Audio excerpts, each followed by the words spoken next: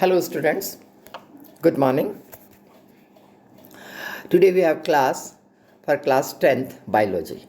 Right? In previous class we read about, we are reading about the transport system in plants.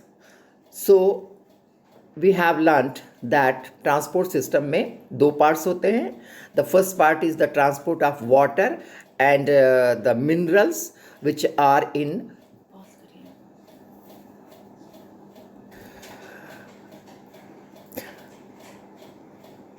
So we are talking about कि transport जो system होता है plant में, it is in two parts. First is the transport of water and minerals and the tissue which are responsible for it is known as xylem. ठीक है, हमने structure भी xylem का पढ़ा.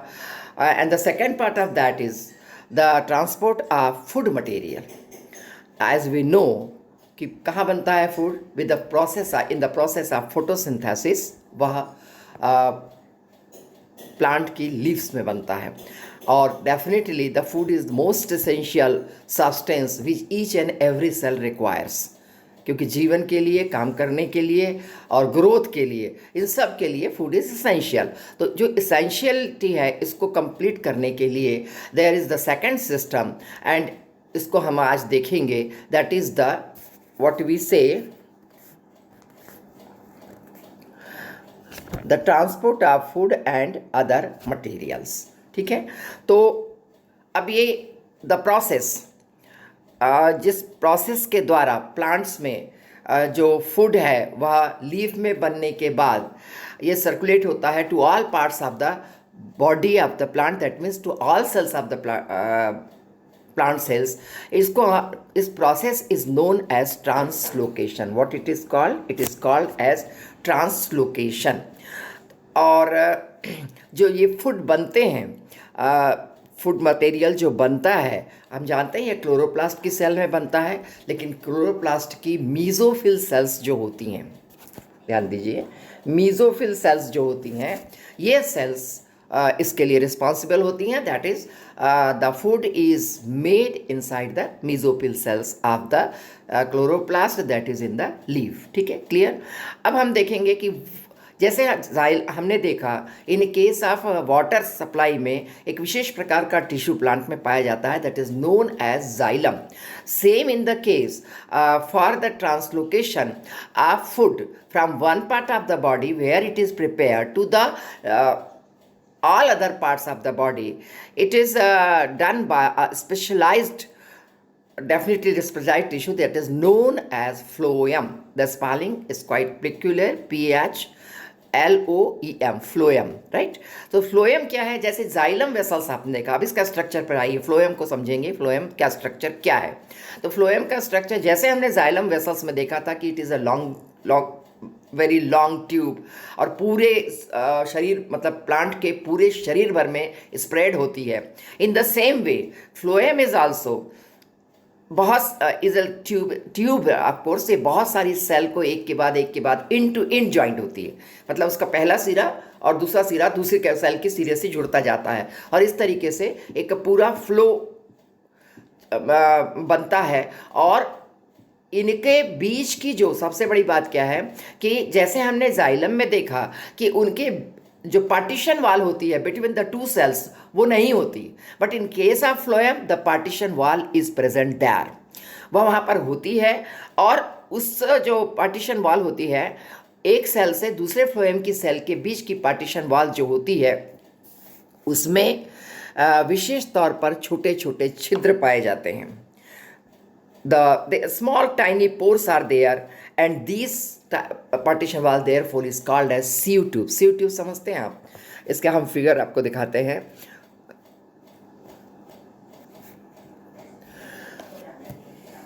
So this is the partition wall, और इसमें आप देख रहे हैं छोटे छोटे छिद्र हैं. So this one is known as sieve tubes. और एक खास बात इसमें होती है, ये जो sieve tubes है या जो फ्लोएम है, फ्लोएम से लगा हुआ एक structure, just you are seeing here, it is known as companion cell. So each प्रत्येक फ्लोएम सेल जो होती है उसके साथ एक कंपेनियन सेल लगी होती है. यह इट इज़ लाइव मतलब यह जीवित होती है, इसके अंदर cytoplasm and the nucleus both are present in this companion cell. और यह कंपेनियन सेल्स क्या करती हैं? यह companion cell it works to help the sieve tube just to pass the food material into the sieve tubes। तो इसकी wall से sieve tubes में मटेरियल्स जाते रहते हैं। इसके अलावा जो हार्मफुल सब्सटेंसेस हैं, दैट इज अमीनो एसिड्स भी हैं, हार्मोन्स भी हैं, और वो भी इसके माध्यम से फ्लोएम में जाते रहते हैं। एक और ख़ास बात जो ध्यान देने की है वह यह है कि इन फ्लोएम या with the help of this sieve tube जो मटेरियल का फ्लोएम में होता है वह इन बोथ द डायरेक्शन, दोनों डायरेक्शन में होता है। हमने जाइलम में देखा कि वाटर ओनली राइजेस अप, केवल वन डायरेक्शन जाइलम वर्क करता है, but in case of phloem it works in both the direction. So ये this is the structure. There is one more figure you can just analyze. This is a TS of phloem tissue. So here you can see very clearly these pores, they are very visible, and through these pores the material, the food material, the other materials, it goes right up and down, dono, in both the sides, right? Now, as I have told you that the process of reaching the food from one place to another is known as translocation. तो translocation जो process है it requires energy, energy gaining, energy absorbing process है। और ये process जो है energy ATP from it takes energy from ATP, क्योंकि वही एनर्जी गेनिंग सब्सटेंस होता है। जो मटेरियल है जैसे सुक्रोज जो बना या शुगर जिसको हम मोटे तौर पे कहेंगे, it is transferred into phloem tissue using energy from ATP।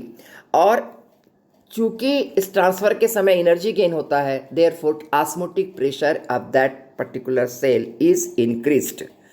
और इसके कारण ऑस्मोटिक प्रेशर के इंक्रीज होने के कारण water it pressures water to move into the cell. तो क्या हुआ? ऑस्मोटिक प्रेशर बढ़ा, ऑस्मोटिक प्रेशर बढ़ने से जो वाटर है from outside it moves into the cell. तो अब इस प्रेशर को लेकर के the material of phloem to tissue ये बढ़ने लग जाता है, ऊपर की ओर नीचे की ओर जहाँ भी होगा ये आगे बढ़ेगा। और चूँकि इसमें वाटर का एंट्री हुआ है, the pressure goes down, lowest pressure हो जाता है। तो जहाँ जहाँ पर प्लांट को फूड की नीड होती है वहाँ वहाँ पर इस तरीके से इस प्रेशर के साथ फूड मटेरियल पहुँच जाता है। लेकिन एक बात और ध्यान रखने की है कि इस तरह से बना हुआ फूड मटेरियल ये बहुत ज़रूरी नहीं है कि जितनी रिक्वायरमेंट हो उतनी ही क्वांटिटी में बने। तो फूड मटेरियल जो है वह बहुत ज़्यादा क्वांटिटी में भी बनता है। And in such case there are some, हम कह सकते हैं कि स्टोरेज आर्गन्स में जाकर के वह सेट हो जाता है। Storage organs in case of plant कौन कौन से हो सकते हैं? रूट्स में होता है या फ्रूट्स भी हो सकते हैं, सीड्स होता है, and growing other growing organs, क्योंकि ग्रोइंग आर्गन्स को ज़्यादा एनर्जी की और ज़्यादा फूड की आवश्यकता होती है। अब जैसे आपने रूट्स में देखा, हम गाजर खाते हैं, हम शलजम खाते हैं, तो ऑल दिस क्या है? ये रिजर्व फूड मटेरियल है ऑफ द प्लांट जिसको हम भोजन के रूप में करते हैं। फ्रूट्स भी रिजर्व फूड मटेरियल है जो जा करके फ्रूट्स के रूप में डेवलप होता है। So in such a way, in case of plant, the food material it transport means it's transport to the parts, different parts of the body of plant where it is needed. In other words, to different cells of the plant where it is needed. With the help of phloem is the tissue which is responsible for it. The phloem has a specialized structure that is known as sieve tubes and a companion cell. Sieve tubes, they are pored, they are with pores, and these porous tissue, due to that pores the flow is regular। ठीक है। So in this वे यहाँ पर हमारा plant में transport system समाप्त होता है। हमने दोनों को देखा, the transport of water and other minerals and the transport of food and specially the food, right. अब आइए to the next part of the lesson and that is the transport in human beings, क्योंकि हम हर चीज़ को दो part में देख रहे हैं, इन case of plants and in case of human being what happens. So in case of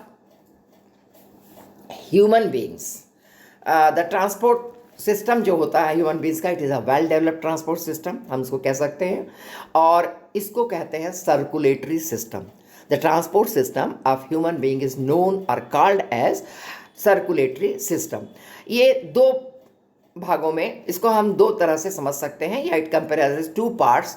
the circulatory system में comprises of two parts. The first part is known as blood vascular system. What it is called? It is called as blood vascular system, and the second part is known as lymphatic system. What it is called? Lymphatic system. अब हम देखेंगे blood vascular system का क्या मतलब क्या संरचना है। तो blood vascular system has mainly three components. The first one is blood, the second one is blood vessels, and the third one is heart. So and the lymphatic system, it also comprises, इसमें भी तीन parts होते हैं। one is lymph, second is lymph vessels, and the third is lymph nodes. So this is all about the circulatory system. So we will read one by one the parts of that circulatory system. So first is the blood vascular system, and blood vascular system का पहला part जो है that is blood. So we will read here about blood. आप सब ने कभी न कभी देखा है ब्लड को। हमारे शरीर में कोई चोट लग जाती है, कभी कोई दुर्घटना होती है, तो ब्लड जो है शरीर से बाहर आता है। In that case what we have seen, it is a red colour. Confirm है, रेड कलर है। It is red colour, connective tissue कहते हैं इसको, और पूरी बॉडी में यह हमारे सर्कुलेट करता है। अब इसका जो रेड कलर है वो क्यों है? It is due to a red pigment. Blood में रेड पिगमेंट पाया जाता है जिसको हीमोग्लोबिन कहते हैं, और this haemoglobin is present in the RBC. एक विशेष प्रकार की सेल होती है ब्लड में जिसको कि हीमोग्लोबिन जिसमें कि रेड ब्लड, जिसको कि ब्लड सेल आरबीसीज या रेड ब्लड कार्पसल्स कहते हैं। इस रेड ब्लड कार्पसल्स में हीमोग्लोबिन पाया जाता है। हीमोग्लोबिन के रेड कलर के कारण ही आरबीसीज के प्रेजेंस के कारण ही ब्लड का रंग जो है वह लाल रंग का होता है। तो दिस इज फर्स्ट थिंग, ठीक है। द ब्लड में दो विशेष पार्ट्स होते हैं ब्लड के। The one is plasma and the second is blood cells. कितने भाग हैं? ब्लड किससे मिलकर बनता है? ब्लड की जो संरचना है उसमें एक प्लाज्मा होता है और एक ब्लड सेल्स होती हैं। तो पहले हम प्लाज्मा को देखेंगे।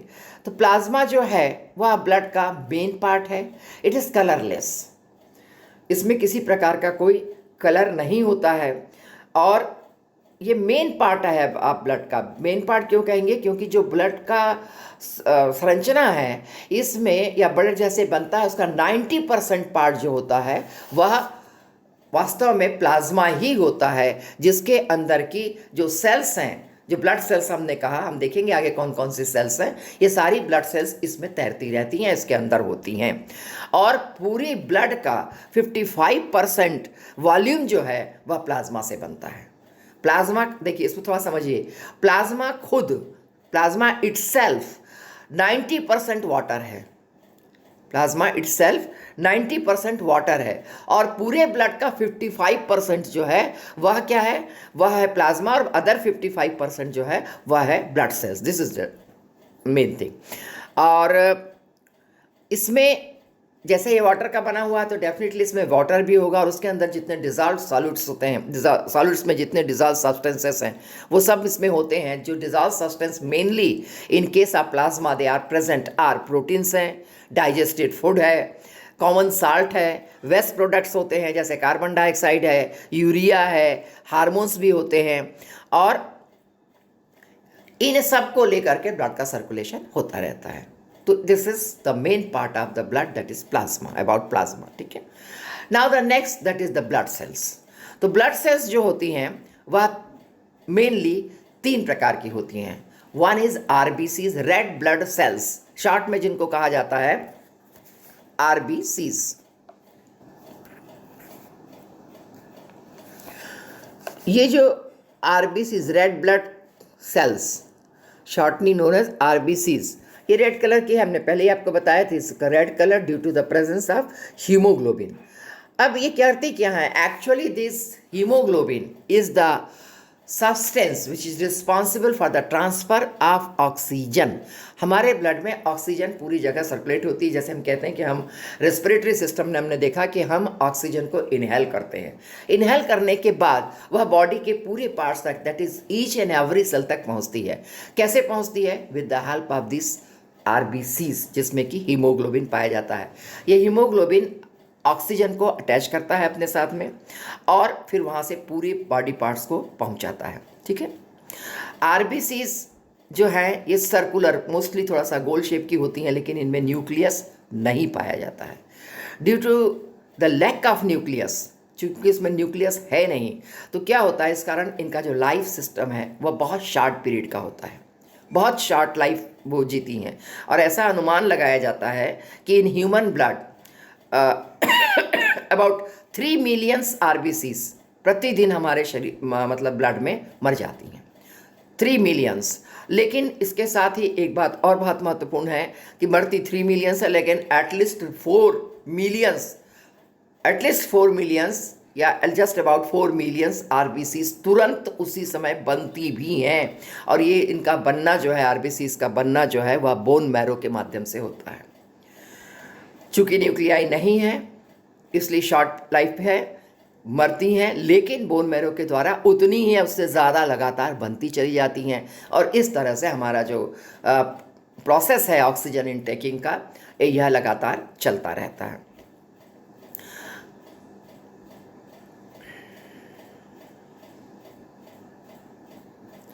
अब आइए दूसरा part, that is white blood. दूसरी जो सेल हैं ब्लड में पाई जाने वाली, it is white blood cells. इसको कार्पल्स भी बोलते हैं, white blood cells, white blood corpuscles, red blood cell, red blood corpuscles, ऐसे भी बोला जाता है। तो इसको भी शॉर्ट में कहेंगे WBCs। क्या कहेंगे? WBCs। It is always written in capital. R is capital, B is capital, C is capital. C is the form, that is cells or corpuscles. W is capital, B is capital, C is capital. हमेशा इसको जब भी लिखेंगे आप तो लिखेंगे, लेकिन इसका बहुवचन लिखने की जो S लिखते हैं दैट में भी शॉर्ट, उसको शॉर्ट पे मतलब स्मॉल में लिख सकते हैं। ठीक है। तो ये जो वाइट ब्लड कार्पसल्स हैं यह भी प्लाज्मा में तैरती रहती हैं, प्लाज्मा में पाई जाती हैं। इनका शेप जो है या कुछ गोल स्फेरिकल भी होता है या इर्रेगुलर भी हो सकता है, दोनों तरह से हो सकता है, कोई डेफिनेट शेप वाली नहीं होती हैं ये, लेकिन इनमें न्यूक्लियस पाया जाता है। आरबीसीज में हमने देखा nucleus is not present, but in case of white blood WBCs it is present there. और जो नंबर ऑफ WBCs हैं in our blood, it is comparatively very much less. इनकी संख्या बहुत कम होती है as compare to RBCs. RBCs को हमने देखा मिलियंस में होते हैं, लेकिन in case of WBC it is not so much. ठीक है। अब WBC क्या करता है? जैसे हमने देखा कि आरबीसीज तो ऑक्सीजन को अटैच करता है और पूरे बॉडी में पहुंचाता है, तो WBCs जो होती हैं वो क्या करती हैं? WBCs जो हैं it is a protective cell.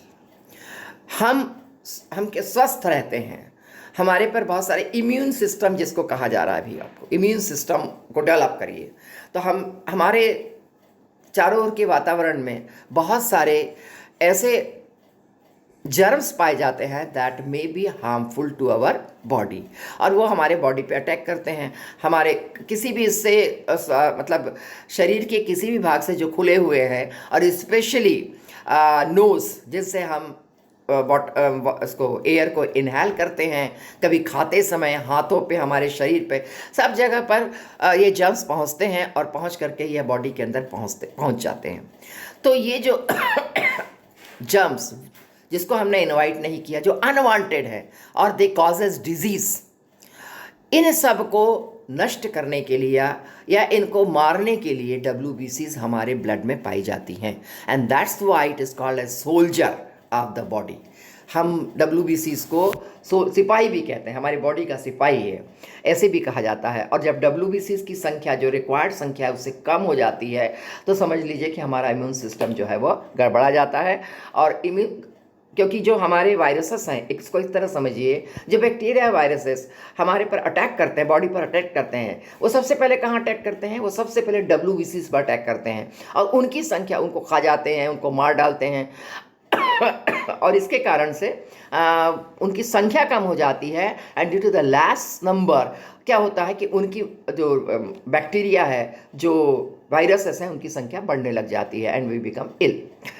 तो इसको रोकने के लिए, इनको रोकने के लिए WBCs दो तरह से काम करती है। एक तरीका WBCs का ये है कि वह इनगल्फ कर लेती, इसको खा जाती है। WBCs engulf the outer bodies, that is bacteria और वायरसेस। और दूसरा तरीका ये होता है कि इनसे लड़ने के लिए वह कुछ विशेष प्रकार के सिक्रेशन तैयार करती है बॉडी में। These are known as antibiotics, antibodies, sorry, they are known as antibodies. तो जिस प्रकार का वो है अटैक है, जिस प्रकार की नेचर का वायरस है, जिस प्रकार की नेचर का बैक्टीरिया है, उसको समाप्त, उसके खात्मे के लिए विशेष प्रकार के एंटीबॉडीज भी WBC के द्वारा बनाए जाते हैं। So in this two way it works, just to engulf the outer body और आउट बॉडीज जो उसमें पहुंच गई हैं, या फिर उनसे लड़ने के लिए, उनके समाप्ति के लिए एंटीबॉडीज का निर्माण करती है। So in this way WBCs work. Now come to the third part of the blood cells and that is the platelets. The platelets जो होती हैं, ये बहुत छोटी छोटी, दे आर टाइनी सेल्स, बहुत स्मॉल साइज की होती हैं और ये भी बोन मैरो से बनती हैं।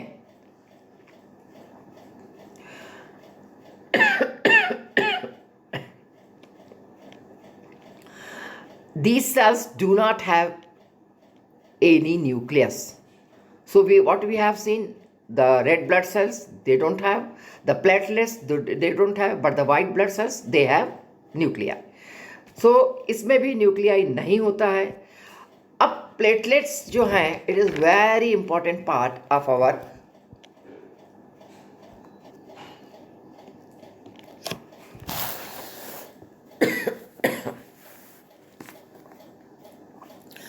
Platelets help to clot the blood. Clotting हो जाती है, प्लेटलेट्स के कारण ही हमारे ब्लड में क्लॉटिंग होती है। अब सपोज एग्जांपल, मैंने आपसे कहा कि कभी कभी हम गिर जाते हैं, कभी आपको चोट लगती है और चोट लगने से वहाँ से ब्लड निकलना शुरू हो जाता है, लेकिन थोड़ी ही देर में हम देखते हैं कि ब्लड, जैसे हमने पूछा, थोड़ी देर में अपने आप उसमें थोड़ा ब्लड जो है वो गाढ़ा हो जाता है। क्लॉटिंग मीन्स क्लॉट बन जाना, गाढ़ा हो जाना, और फिर धीरे धीरे बिल्कुल थोड़े समय में ब्लड का निकलना बंद हो जाता है। It is only due to the presence of platelets in our blood. वहाँ होती हैं प्लेटलेट्स जो कि इस काम को करती है। अब ये प्लेटलेट्स जो है हमारी बॉडी में, जो बोन सेल्स, देखिए ब्लड का निर्माण जो है, हर तरह से इसकी सेल्स का निर्माण बोन सेल्स के माध्यम से होता है, लेकिन बोन सेल्स की जो स्टेम सेल्स होती हैं, स्पेशलिस्ट सेल, इनका नाम स्टेम सेल्स हैं, जो कि प्लेटलेट्स को बनाते हैं। सो इस तरह से आप अब समझ सकते हैं कि ब्लड का जो कन्फिगरेशन होता है, ब्लड का जो स्ट्रक्चर है वह किस तरह का है। It is made up of, in short, it is made up of plasma और ब्लड सेल्स और ब्लड कार्पसेल्स। तो प्लाज्मा के बारे में हमने पढ़ा, blood corpuscles have 3 types of blood cells, that is RBCs, WBCs and platelets, right. Now come to the next part, that is the function of blood. What function the blood do in our body? So it is, इतना सब पढ़ने से हमारे पास clear picture है कि it is the carrier of oxygen to all parts of the body from lungs। क्योंकि oxygen कहाँ आई? ऑक्सीजन लंग में आएगी और वहाँ से हर parts of to each and every cell of the body it carries with the help of blood. तो इसी तरीके से जैसे ब्लड लेकर जाती है, वैसे ही कार्बन डाइऑक्साइड को भी from all parts of the body it lungs के माध्यम, it carries the carbon dioxide from all parts of the body to lungs. क्योंकि लंग्स के respiration, it is a part of respiration, वहाँ पर oxygen in होगी और carbon dioxide बाहर जाएगी।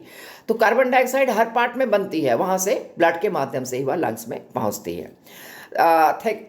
द थर्ड पार्ट इज जो डाइजेस्टिव फूड है, हमने जो फूड लिया that is digested, it also goes through blood.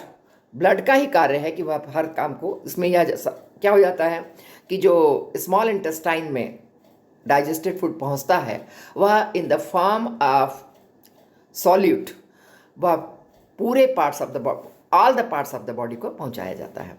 Then hormones are made in our body in endocrine glands. हमारे यहाँ एक विशेष सिस्टम होता है बॉडी में that is known as endocrine glands. ये इंडोक्राइन ग्लैंड्स जो होती हैं ये अलग अलग पार्ट में बॉडी के पाई जाती हैं और ये सिक्रीट करती हैं विशेष प्रकार के हार्मोन्स को। तो इनका कोई, जैसे हमने देखा है कि एक पूरा सर्कुलेटरी सिस्टम है, नली है, जैसे हमने जाइलम में देखा, जैसे हमने फ्लोएम में देखा, या जैसे हम ब्लड में देखेंगे, अभी हम आगे ब्लड वेसल्स के बारे में जब पढ़ेंगे तब देखेंगे, पूरा सिस्टम एक क्लोज सिस्टम बना हुआ है। But endocrine glands do not have any branches. तो ये क्या करती हैं, अपना पूरा सिक्रेशंस जो होता है, जो कुछ भी ये बनाती हैं, hormones specially, they are made for making hormones, तो उसको सीधे ब्लड में डाल देती हैं और ब्लड फिर जहाँ वहाँ उसकी रिक्वायरमेंट होती है वहाँ पर वो उस हार्मोन को पहुँचा देता है।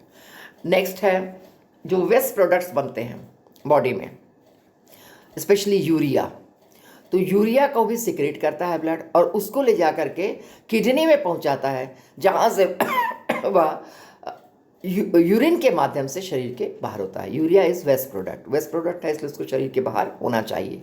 और therefore the kidney is the part that is again a whole system, वहाँ लेकिन ब्लड के माध्यम से यूरिया को पहुँचाया जाता है जो कि शरीर के बाहर होता है।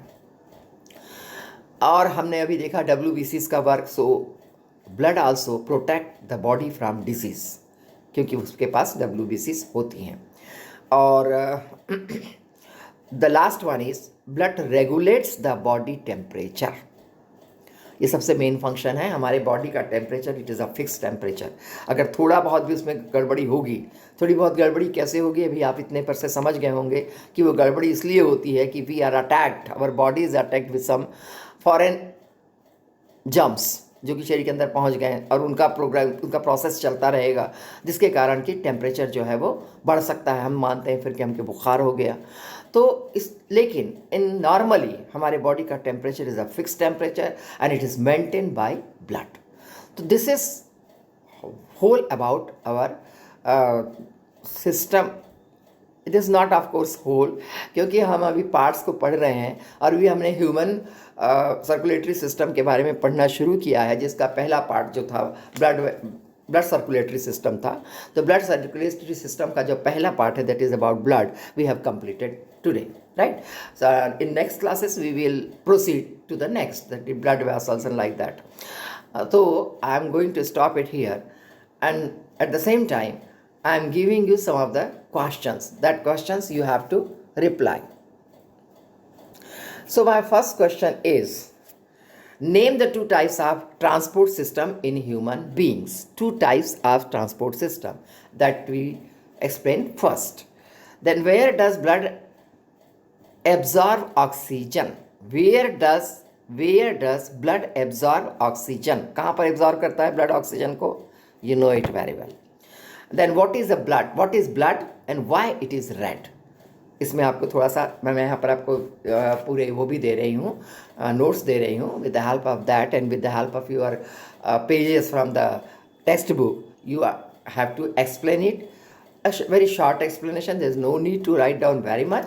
Only in short, within 30 I think words, you have to explain what is blood and why it is red. You know, due to the presence of hemoglobin which is present in red blood corpuscles. Now I am giving you an explanatory question. This explanatory question जो है इसको बहुत ध्यान से पढ़िए, बहुत ध्यान से पढ़कर इसकी एक एक पॉइंट को समझिए और एक एक पॉइंट को समझ करके घबराना नहीं है, डरिए मत कि ये क्या पूछ लिया, ये इतना बड़ा क्यों हो गया. देयर इज नो वे कि किसी तरह से पूछा जाएगा. तो आप इसका एक एक पॉइंट को पढ़ेंगे तो आपको एक एक चीज़ क्लियर होती जाएगी और जैसे ही आपको एक एक चीज़ क्लियर होती है, यू हैव टू उसको एक रफ में राइट डाउन करते जाइए और फिर लिखिए। सो क्या है, water and dissolve minerals get into the root hairs of a plant by the process called A. क्या पूछ रहा है, पहला पॉइंट क्या है कि वाटर और मिनरल्स जो होते हैं वो प्लांट के रूट हेयर्स के द्वारा एब्जॉर्ब किए जाते हैं। उस प्रोसेस का नाम ए है। मतलब ए का नाम आपको पॉइंट में, ए के आगे एक तरफ से कैसे सॉल्व करिएगा, एक तरफ लिखिए, अरे रफ में बता रही हूँ आपको अभी, एक तरफ लिखिए ए और उसके आगे उस प्रोसेस का नाम लिखिए कि वो कौन सा प्रोसेस है, ठीक है। And enter the conducting tissue B. तो ए से प्रोसेस से आया, प्रोसेस से आने के बाद that is root pressure B में आया, बी में कहाँ, बी माने क्या हुआ, बी लिखिए दूसरा सेकंड बी, और उसके आगे आप क्या लिखेंगे, किस वाले कनेक्टिंग टिश्यू कंडक्टिंग टिश्यू में पहुंच जाता है, that is of course xylem. वहाँ से कहाँ पहुँचता है, रूट हेयर से या जाइलम में पहुँचता है, तो B becomes xylem. The process C helps the water and dissolve minerals to move up through the tissue B. तो बी यानी जाइलम है, तो जाइलम से ऊपर चढ़ने के लिए वह जो प्रोसेस है वह उसको हेल्प करती है, एंड दैट प्रोसेस का नाम जो होगा वह हो जाएगा root stem, the tissue B in roots and stems and reach the leaves of the plant, ठीक है। In the leaves the food is made by a process D. Leaves में क्या बन रहा है, फूड बन रहा है, किस प्रोसेस के माध्यम, तो डी आ गया हमारा फोर्थ वाला। अब डी की प्रोसेस क्या है, किस प्रोसेस से बनता है, you know it is photosynthesis. This food is then transported, इस तरह से बना हुआ फूड जो है it is transported to all the parts of the plants, सब जगह, थ्रू टिश्यू ई। बना हुआ फूड सारे प्लांट के हर टिश्यू को पहुंच रहा है ई के माध्यम से। किस, तो फिर हमारा नेक्स्ट हो जाएगा ई के आगे लिखिए, ई क्या है, E is phloem, of course, and this process of distributing food made in the leaf to all the parts of the plant is called F। जो प्रोसेस है जिसके द्वारा फ्लोएम में बना हुआ फूड पूरी प्लांट में, बॉडी में पहुंचता है, what it is called, it is called translocation। so E becomes translocation। तो आपने A B C D E लिख लिया, A B C D E लिखने के बाद में उसके आगे आपने लिख लिया। अब आपको आंसर देना है, तो क्या है कि पहले घबराने की ज़रूरत बिल्कुल नहीं है, पहले हमको इसका शॉर्टकट कर लेना चाहिए और फिर हमारा आंसर जो है it will become very easy. अब इतना आपने कर लिया रफ, इसके बाद में आपको वास्तव में क्वेश्चन के आंसर देना है। तो क्या पूछा है, what are A B C D E F, ये क्या है, A B C D E F ये क्या है, इसको बता। तो आपने जो चार्ट बनाया है that chart is A is so, B is so, C is so, इसको आप लिख दीजिए, this is first part. Second part है which tissue is made up of living cells. अब बी और ई, बी और ई इन दोनों में से लिविंग सेल किसके पास है, आपको पता है, आपको हमने बताया है।